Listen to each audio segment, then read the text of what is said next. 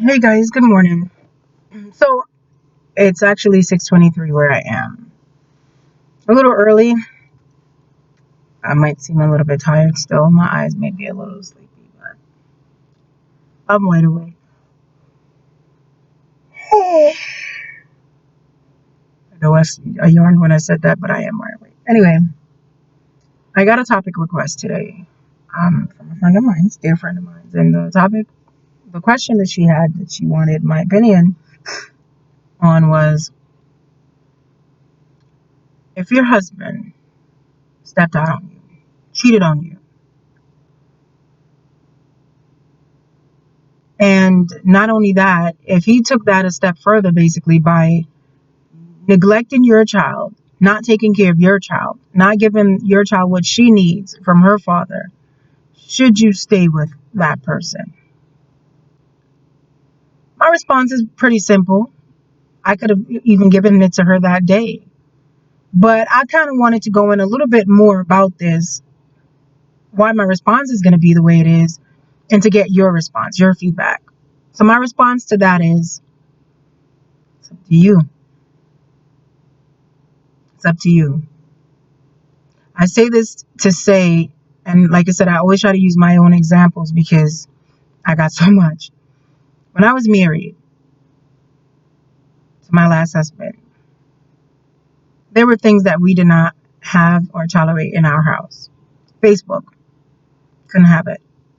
Even when I wanted it to keep in touch with my friends because he moved me all the way to Long Island and I need to communicate, Facebook wasn't accepted. So, as a good wife, I didn't have Facebook.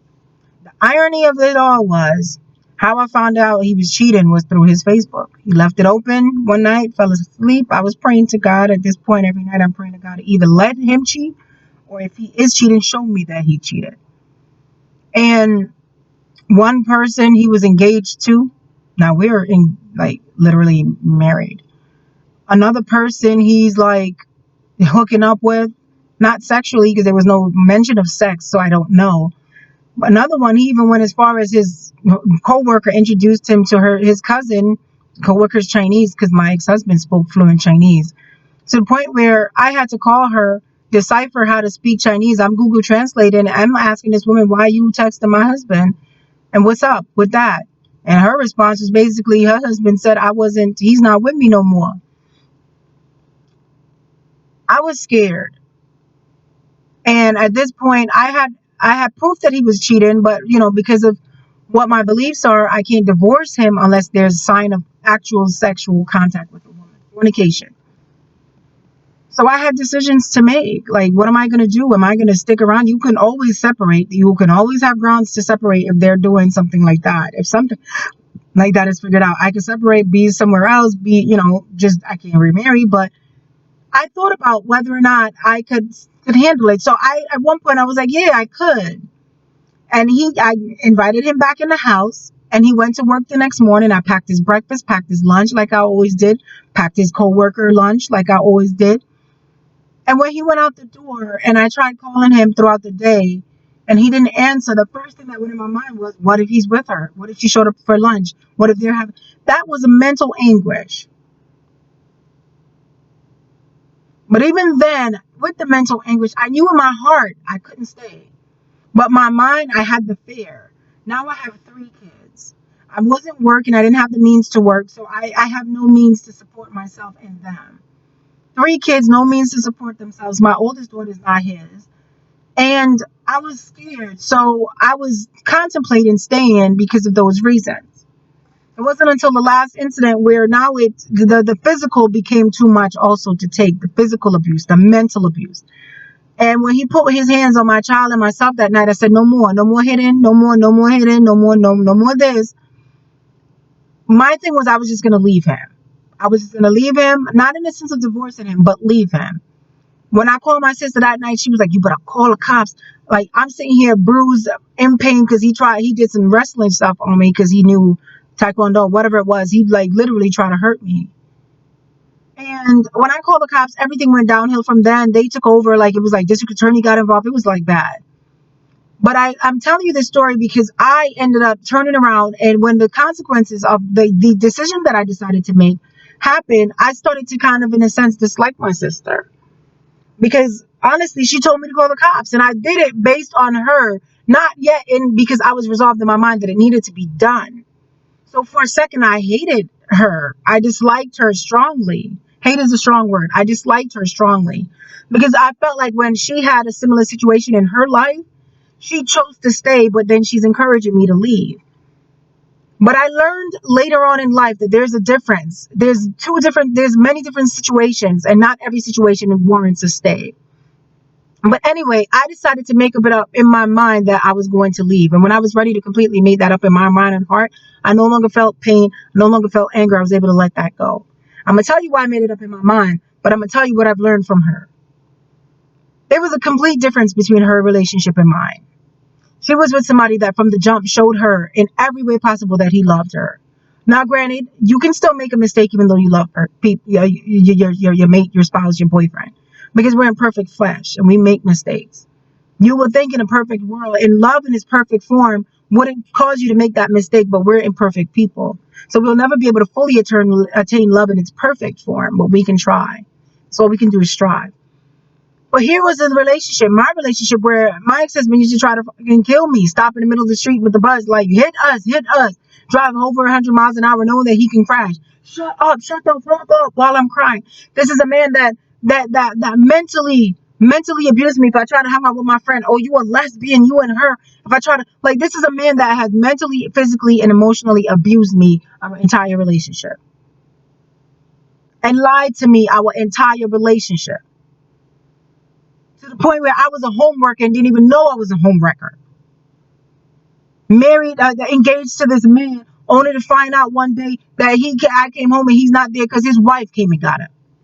But I won't even get into that. But my point is, I had to learn that there was a difference between her situation and him just needing or him being able to get that second chance because of the man he's proven himself to be, and mine not needing it because of the man he's always been.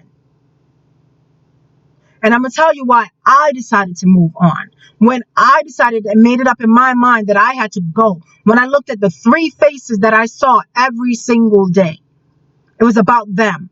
It was no longer about me and my fears, no longer about me and my worries. It was about me and them and the example that I was set for them. I looked at my boy. Am I going to tell him that this is okay?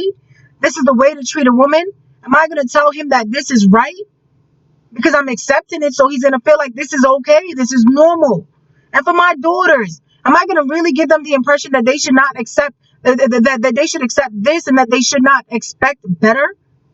That they should not get a man that loves them, treat them with respect, that will not step out on them because I'm sitting here, mommy is sitting here accepting dada doing nonsense, and mama sitting here acting like she ain't got no common sense. Am I really going to project on my children that they should not have common sense and value and worth? And am I projecting on my son that women don't mean shit? Because to me, that's what I would have projected if I stayed. So I could say, I'm saying this to say, I could tell you the decision to make. I could say, leave him, sis. He ain't right for you, sis. But that's not my place. That's your job to decide as a mother, as a woman, who you put in your circle and who you put in her circle. Because I'm telling you now, like I've told y'all before, in this example, it may not be the best fitting example, but I always use it because I love Marvel. When you see the Batman signal flick on, what you see projected in the sky is a Batman symbol. Because the image that's already in there is a Batman symbol. You ain't gonna see Superman or Flash or Aquaman symbol in there because that's a bat symbol. So when we project certain things on our children, yes, there are those select few that is able to make it past our trauma. That does not, I always say life imitate art or art imitate life, whatever you want to flip it. Some children, 90%, and I'm going to say 90 because I don't want to say 100, and you can argue on me that it's not 90, but the percentile is high. A lot of these people project what they see, their environment. That's the one thing I loved about my stay in my psychology class, learning about abnormal psychology and behavioral psychology. A lot of these things, there's factors that plays in, and environmental is a strong factor. Who is he around, sis? Where is he located? Where does you live? Where does he live? Where does your daughter live? How is he going to be involved? And you already telling me what you need to know. He does not take care of your child. Even if he was closer, he wouldn't have done. Even if he was further, he was not. You don't need to be in your child's face to take care of your child. You can call, we can Skype, we can WhatsApp, you can send money, you can Cash App. You can do all of that to take care of your seed. This is his seed. His DNA is running through her veins, through her blood. You can't deny it. You can't erase it. So if he ain't taking care of her, that tells you what you need to know, but I can't tell you what you need to do. Look in her face. Look in your beautiful daughter's face, because I've seen that girl. And think about what you want to project to her. What you want her to imitate. It is a known fact. Children do what you say. Children do what you do, not what you say. Because I could tell my kids a million things and they're going to turn around and do what I do. A lot of times I'm sitting here looking like these little persons are a replica of me. Replica. Tell my daughter, don't go to school and reciprocate and blah, blah, blah, blah. And she turned around like, Mom, I know you used to beat people up. She turned around and she just like me. As a matter of fact, my daughter be beating on her brother. Because I used to love to beat on these men that put their hands on me after a certain time. I never fought girls as much as I fought boys because I ain't got time for it. But I'm saying this to say, and I'm going to use this example. I don't know him because he's a celebrity. He's far off from me. But Chris Brown said in an interview that he watched his father do the same things to his mother. Life imitate art. He became what he feared the most. My ex-husband. I told you when he tried to redecorate my face with a barbell in his hand, that man cried. He cried. And I believed him that he was sorry. And he did it again and again and again. He imitated what he saw. Some people don't. Some people grow up and they will never put their hands on a woman because they didn't like their mother being abused. Some women grow up and they will never tolerate shit because they saw their mother tolerate, but not all the time. Do you really want to play that Russian roulette, that risk with your child, with her mind, with her heart, with her mental? Those are your decisions. Think about all factors, environmental, emotional factors, all of those things. What are you going to project? And what is he projecting? What is he doing? Is he trying? How long has this affair happened? Is he trying to recover? Is he trying to freaking show that he's changing? Is he trying to accept and receive your second chances?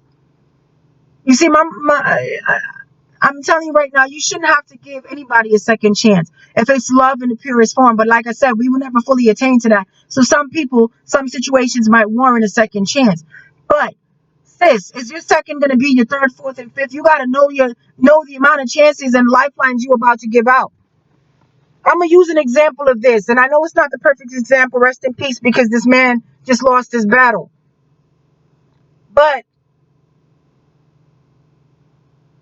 Chadwick Boseman is a great example of what a man is supposed to be. I don't know his relationship life, but this man, even while he was under his own trials, while he was under his own problems, he was able to project something positive into a world.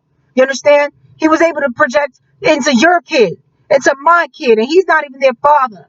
But when he got on screen, when he portrayed these characters, he put his all into it. Why can't your husband put his all into his own child?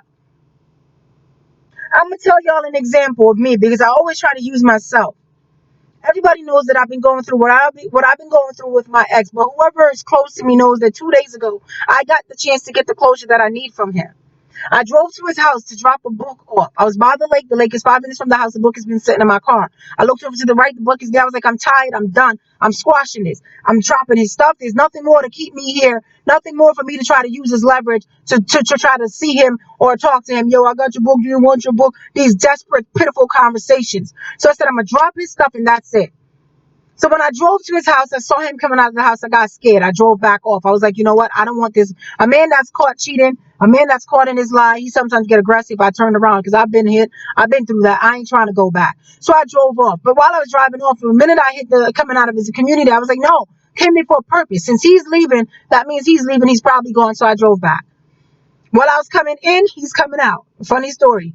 I'm looking at him. He's looking at me. I drove past him. I went and I said, I'm going to continue to do what I need to do because I need to end this.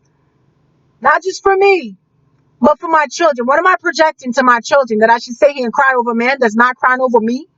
What am I telling my son? That I should fight to go back to a man that does not fight for me? Should I tell him that's a man he should be? A quitter? A man that's not able to accept his wrongs, accept his shit, smell it, and learn from it. So I kept it moving. I went to his house, got out the car. While I'm getting out the car, because while I was pulling up this way, he took another route and he's coming in this way. He stood there and watched me, got out my car, dropped the book, blah, blah, blah, got in my car and drove off. I said what I said. I didn't come here to fight you. I came here to end you, to end this whole thing. You are done to me. So I drove off and I called him. I said, listen, I just want to let you know that I dropped your book there. I was decent enough, just to let you know. I wrapped it in plastic bag and I put it in a Ziploc and closed it because I know we've been having some rain the past 3 weeks. Homeboy answered the phone that day. Oh, I need you. What I'm gonna need you to do is pull over at the next light, cause you came to my hood and you came to my thing and blah blah blah blah. And I was like, I ain't gotta do nothing. You didn't tell me what to do. Blah blah blah blah. He was like, you came to my hood. You came to my hood, so you gonna pull over. So I pull over. And I'm not gonna lie, we had a whole conversation. This was about probably 7 o'clock, 7 o'clock, maybe 8. I doubt it was 8, but it was after 7. By the time I got home, it was after 12. We were sitting out there the whole time talking. We talked and vibed so well and got everything out. Well, a lot of things out. That at the end, we even sat there and fixed my car for me because it needed fixing. We talked about what we needed to talk about, and I got the closure that I needed to get. And it was funny because he sat in the car and he told me it straightforward. He said, "Listen, what did you want me to say to you, Latoya?" He said, "I was embarrassed. I was embarrassed. I was a man that was caught in a wrong, and even though it wasn't fully what it looked like, how can I convince you that it wasn't what you thought you saw? The fact is, you caught me there. That's embarrassment enough." And then you caught me with my hands on her body, on her butt. That's second embarrassment. How can I justify that? But the only thing I can say to you is honestly, I I was messed up in the head. You understand? I am going through a lot. That's why I told you in the beginning to take your time with me, because I got a lot of shit, a lot of pain, a lot of trauma, and it felt easier to go back because she already understood that. Where a lot of shit I kept concealed from you because that's trauma and pain that basically he didn't want to bring back up. And he started crying, tears in his eyes, like explaining that to me. He was like, "Toy, how can I give you the love that I know you deserve when I don't even love me no more?" He was like, "The fact that you're sitting in my car having a conversation with me, decent, open, honest. You never put your hands on me. You never slapped me. You never cussed me out. You didn't call me a bad word. You came here as a woman and sat in my car. You said, Latoya, don't think I don't see it. But I know I'm not able to give you what you want because I'm not even ready within myself. I hate myself. Sometimes I don't even want to be alive. I swear to God, sometimes I wonder. I think if God is ready to take me, I'm ready to go, Latoya." So I wrote a letter to him. I didn't give it to him. It was a letter because when we left, we ended up talking about like if there was a possibility of reconciling, of another chance. And I was honest.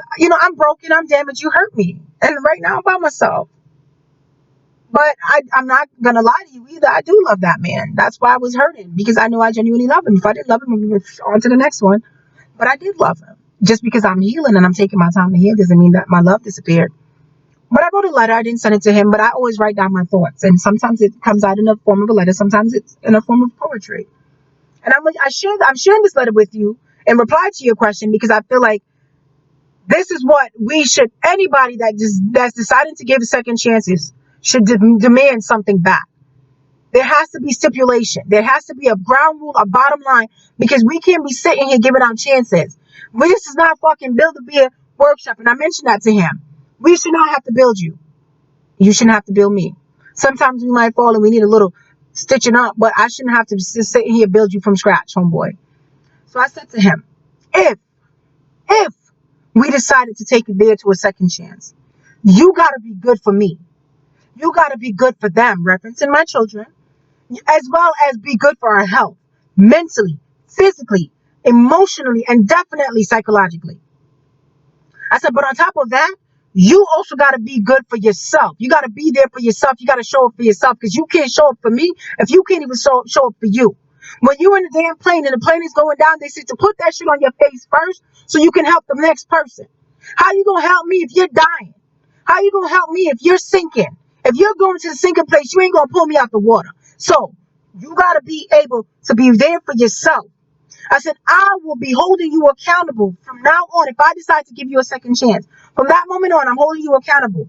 I'm holding you accountable for first loving on you, and for loving on me, and for loving on them. Because I know that we will always be loving on you. Once I get in the situation back with you, I know me as a woman. So I know me and I know my kids because they are replicas of me. They are a projection of me. They are my blessing. They are what I call my letter of recommendation. You want to know about Latoya? Look at them 3 kids and they would tell you who I am. So I'm holding you accountable. I said, if we decide to do this, we gonna build together. We gonna repair together. No more excuses with you and for you and towards you. I said, we might have reasons in our lives, granted, why we may act, why we may speak, why we may think, why we may do things a certain way. But when reasons become excuses, that's when we gotta cut the shit out. I said, there's too many. This is a saying that he always say to me. You say it yourself. There's too many wasted potentials overflowing in these graveyards. Too many people who had the potential to become better, great, step into their greatness, did not, and they lost their lives, and they are now 6 feet under because they didn't find their greatness. They didn't hit their potential. Too many wasted potentials in the grave. So I said, where am I? I said, let's use Chadwick Boseman. Like I said, rest in peace to this man, but he's a pillar. He's an example. I said, Chadwick Boseman died while giving back. He was battling for his life. Yet he used his energy, his lifeline, his talents, his love, his joy, his smile, his encouragement, his everything. He used it to save and help others. You understand? I said, we can all be battling our demons. We can all be battling our sins. We can all be battling everything else within ourselves. But we still have a chance to use our purpose to better someone else. Our purpose should always be in line with God. And if it is, then our purpose should be to help others. To be here for each other. If your purpose is selfish and it's just about you, then you are not hitting your purpose in line with God. You're hitting a selfish purpose. So I said, do you hear me? I want you to hear me. Because I know you hear me sometimes, but I'm going to need you to listen. I said, I'm a damn good woman. You yourself sat there yesterday, day before yesterday, whatever it is, and said that you saw from the fact that I came in that car, and despite what you did, I was smiling. We laughed. We told you wouldn't even think that we had a problem the way I sat in that car. Cool, calm, and collected.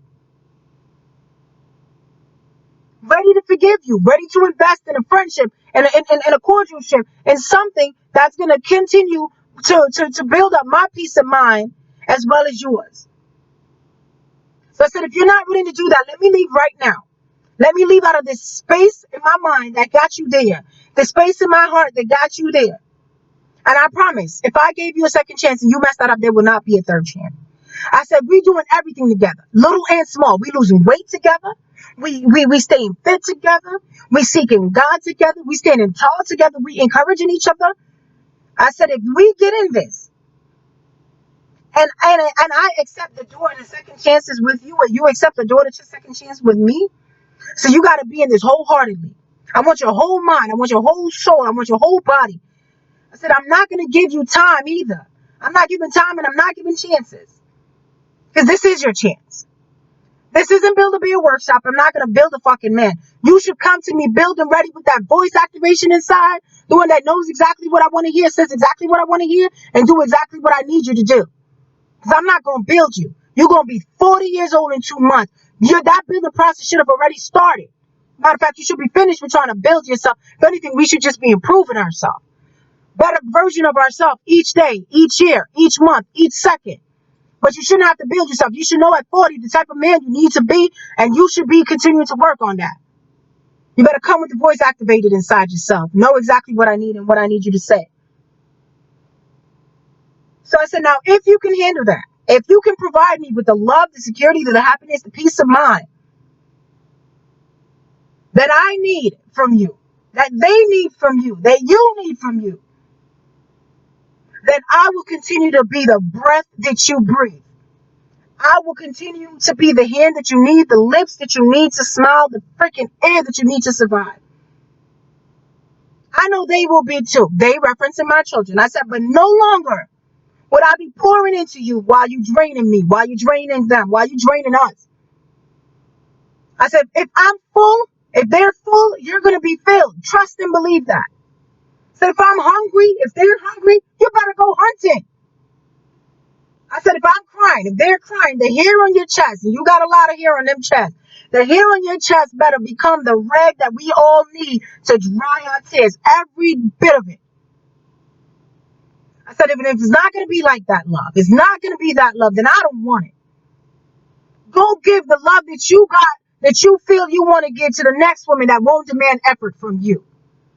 So go give it to the next woman who has had her values freaking diminished so much that she forgot the earthen vessel that she is.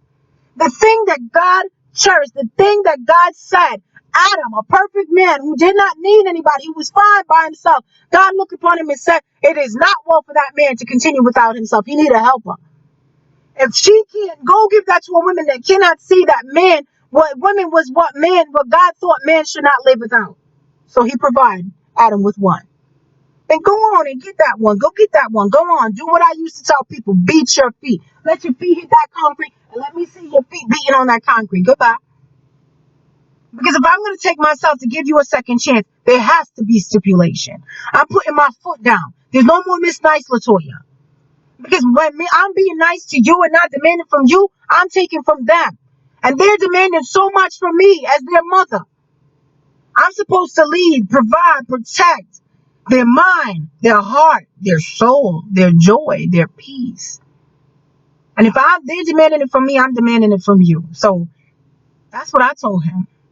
So I say this to say, I read that, I shared that to say, if you're going to give him a second chance, outside of all the other things that you need to think about, your daughter being the top focus, if you decided to go that route, are you willing to? Are you going to be strong enough, woman enough to put down those stipulations? Eartha Kitt said it best. I'm going to tell you, I saw this thing. If I could find it, I'm going to send it to you. I'm going to send it to anybody that want to see it. She said compromise. That laugh that she gave, it freaking wrung in my heart. Because you shouldn't have to compromise. Love, the way love is, love should not lead you to a place where you need to compromise. And it shouldn't lead you to a place where you need to sacrifice. If you have to compromise in your love, your joy, your peace, your state of mind, your respect, your dignity, then that's not love. You have to sacrifice your children's happiness, their peace of mind, their joy, then that's not love. Now, love, you can continue to grow, you can grow together, you can see the need to grow, you can see the need to change together, and you can see the need to become what you each need for each other, because that's love. With love, we're learning each other, and I know what I need to be. I need to change this because I don't want this to be a hindrance. I don't want it to make you sad. If I'm not a man that gives flowers, but you love flowers, baby, I'm going to become that man. Because that's what I need to adopt. If anything, I'll say adapt. But you shouldn't have to sacrifice or compromise for nothing. Because love does not require a compromise. Love is everything else but a compromise. So you got to think about that. That's my response to your question. That's my response to this question, period. Anybody want to leave a comment, drop a comment. I'm here for it.